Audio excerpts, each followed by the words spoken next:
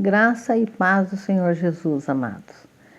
Queremos nesse momento convidar você para ficar conosco 15 minutos com Jesus, meditando na sua palavra. Vamos entrar na presença de Deus em espírito de oração, amém?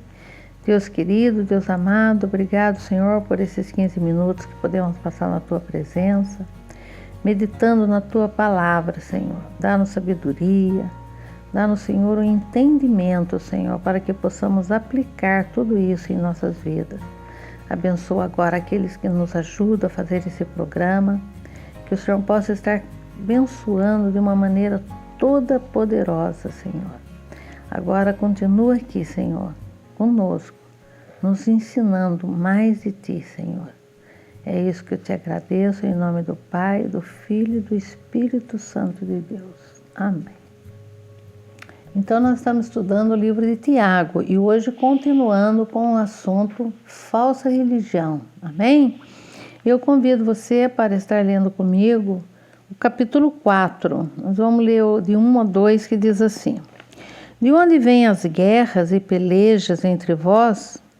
Porventura, não vem disto, a saber dos vossos deleites, que nos vossos membros guerreiam? Cobiçais e nada tendes, matais e sois invejosos, e nada podeis alcançar, combateis e guerreais e nada tendes, porque não pedis. Pedis e não recebeis, porque pedis mal, mas o gastardes para os gastardes em vossos deleites. Então aqui nós estamos vendo que tem pessoas que vão até Deus, pedem as coisas e não recebem nada. Mas por quê? Porque ele é incontrolável, ele não controla as suas paixões, né? Pessoas que são descontroladas no seu modo de pensar e de agir, pessoas que cobiçam, pessoas ambiciosas, pessoas que quanto mais tem, mais quer, pessoas que não têm um orçamento, um programa de vida. E às vezes até são pessoas que ganham muito bem. É engraçado que a gente vê pessoas que sobrevivem, por incrível que pareça, com salário mínimo. E ele não vive mal, não, ele não passa fome, nada. Ele só não tem coisas supérfluas, né? Coisas assim, talvez até tenha mesmo carência de muita coisa, né? Na área da saúde, de uma assistência médica e tudo mais. Mas Deus tem provido para ele, porque ele sabe trabalhar com aquela renda que ele tem, né? Mas tem pessoas que quanto mais tem, mais ela quer. Pessoas que sempre têm assim, uma perspectiva de aquisição de coisas superior à sua própria capacidade de obter, à sua potencialidade. Então são pessoas que, como disse a palavra, que provocam até guerras, até lutas, porque elas são invejosas, elas têm cobiças e elas entram em contendas com pessoas, elas brigam e elas querem sempre mais, mas elas nunca têm, entende? Elas lutam e nunca têm no sentido de que elas nunca satisfazem os seus desejos, as suas necessidades, que estão sempre além da sua própria potencialidade, da sua própria capacidade. E ela muitas vezes murmura e reclama, mas eu estou na presença de Deus, eu falo com Deus, eu peço para Deus, pede, mas não são atendidas. Por quê? Porque ela está pedindo aquilo que não é pão, aquilo que não é leite, aquilo que não é necessário, aquilo que é supérfluo, aquilo que vem atender apenas as suas paixões, os seus deleites. Então não, né? Como dizia Santo Agostinho, como diz o provérbio, Deus não me faça pobre nem rico, mas me dê o necessário para o meu sustento. O que passar disso, gente, é para o meu pecado, é para a minha perdição. Eu não preciso das coisas. Nós estamos aqui passando por um período. Essa vida é transitória. A vida eterna, aquilo que nos espera, é que vai realmente nos oferecer tudo aquilo que o nosso espírito almeja e precisa. Mas as coisas terrenas, as pessoas que não têm autocontrole, as pessoas que não sabem se policiar contra a oferta deste mundo, ela vive infeliz. Ela nunca vai ter as suas necessidades saciadas, porque na verdade só temos as nossas necessidades saciadas por Jesus. Ele é o pão, Ele é a água que mata a nossa sede. Ele é o pão que satisfaz a nossa fome por todas as coisas. Então, continuando aqui, então essas pessoas, né, que se dizem de Deus, que buscam a Deus, mas estão buscando coisas para o seu deleite, não vão conseguir nada, né? O versículo 3 e 4 diz assim, né? Pedis e não receber, porque pedis mal. Pedis para os gastar em vossos deleites. Adúlteros e adúlteras, não sabeis vós que a amizade do mundo é inimizade contra Deus? Portanto, qualquer que quiser ser amigo do mundo, constitui-se inimigo de Deus. Por que estamos preocupados? A palavra de Deus diz, não andeis ansiosos por coisa alguma. Olhai para os lírios do campo. Olha, nós somos criaturas de Deus. Deus tem planos de bem para nós. Ele tem coisas maravilhosas para nós. Nós temos um Deus provedor, um Deus que nos socorre em todas as nossas necessidades. Nós precisamos confiar em Deus. Mas existem pessoas que estão buscando os prazeres do mundo, estão buscando coisas da carne para a sua satisfação. Essas pessoas se tornam inimigos de Deus, né? Mas aqueles que são verdadeiramente amigos de Deus, aqueles que têm uma verdadeira religião, esse alcança tudo o que ele quer. E esse tem todas as suas necessidades saciadas por Deus, amém? Depois no versículo 5 e 9, do 5 ao 9, diz assim, ou cuidai vós, que em vão diz as Escrituras, o Espírito que em nós habita tem ciúmes. O Espírito que em nós habita tem ciúmes, antes ele dá maior graça, portanto diz, Deus resiste aos soberbos, mas dá graça aos humildes. Sujeitai-vos a Deus e resisti o diabo, e ele fugirá de vós. Chegai-vos a Deus e ele chegará a vós.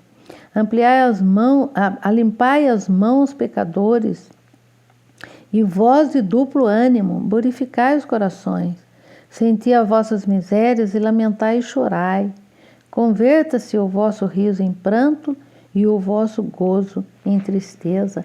Ora, nunca alcançarão alegria, nunca estarão satisfeitos aqueles que não resistem à tentação.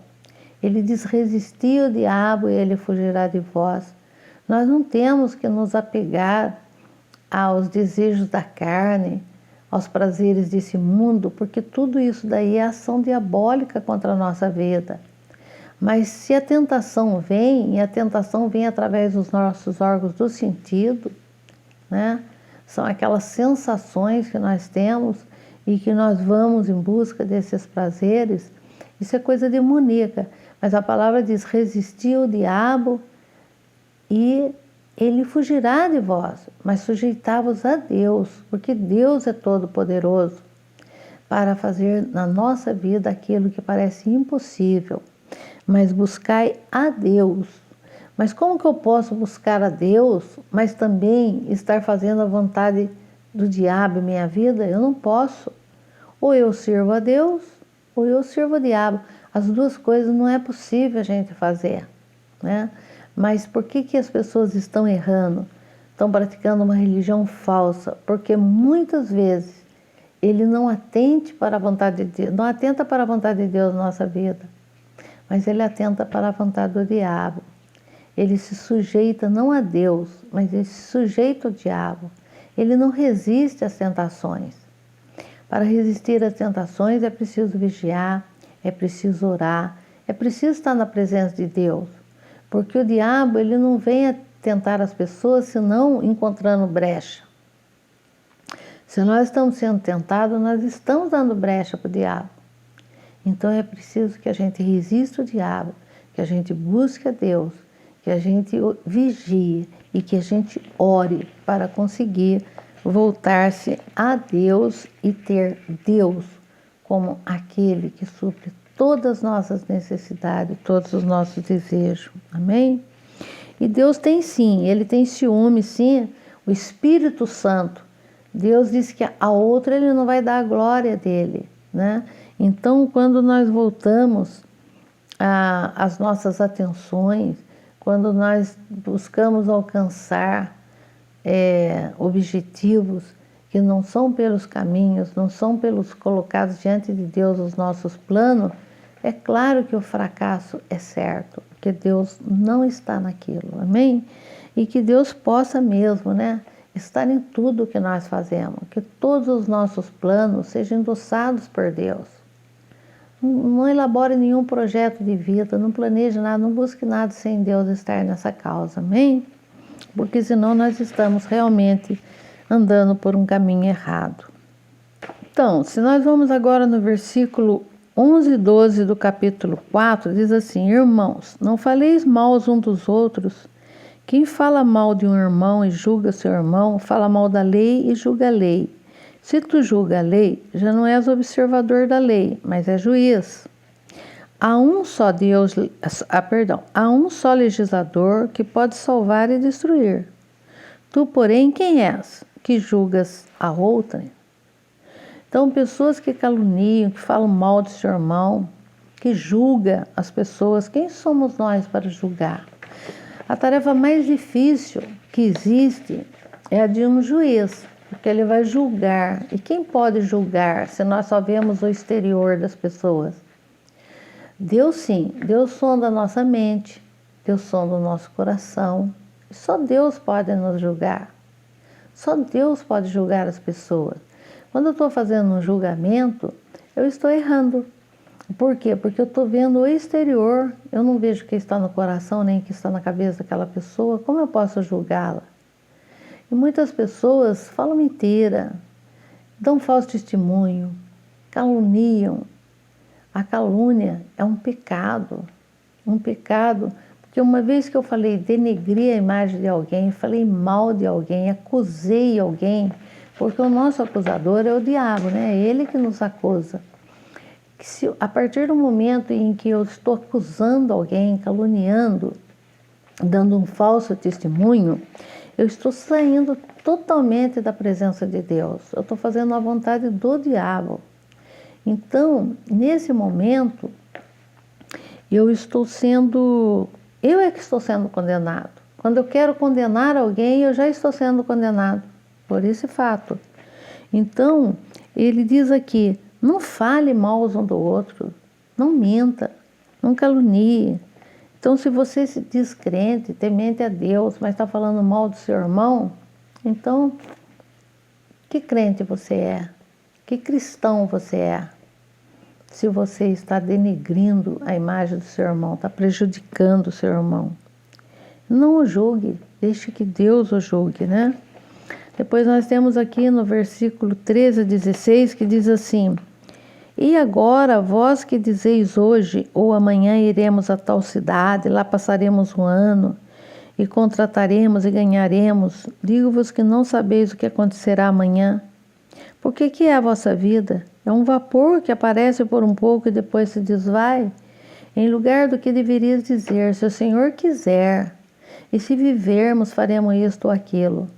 Mas agora vos gloriais em vossas presunções, toda glória tal como esta é maligna. Ora, como que eu posso dizer amanhã eu vou fazer isso, eu vou fazer aquilo? Eu nem sei se eu vou ter amanhã. A única coisa que é certa é o meu presente.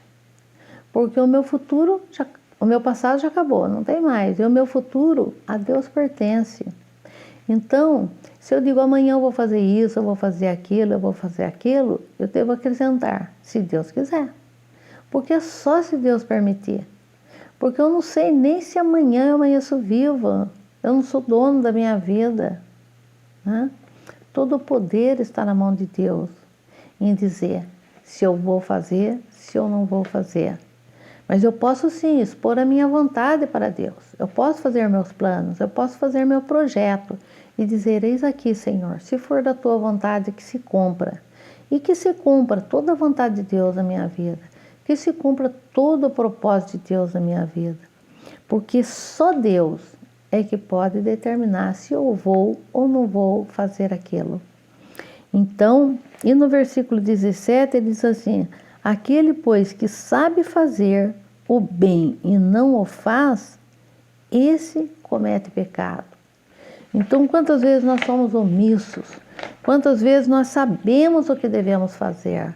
O que é verdadeiramente a nossa responsabilidade, o nosso dever, mas não fazemos. Então, esse comete pecado.